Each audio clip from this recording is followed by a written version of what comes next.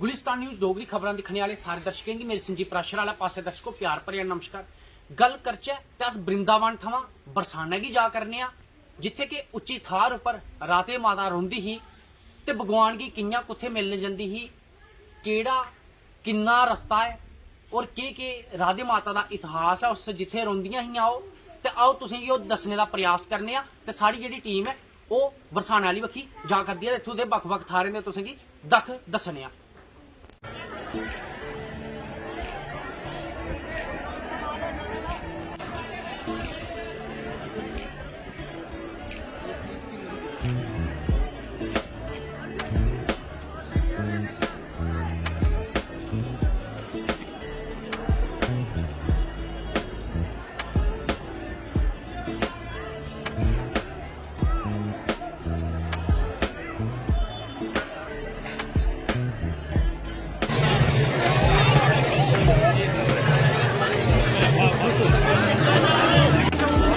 वापसी कर गया ना ओला फोटो ना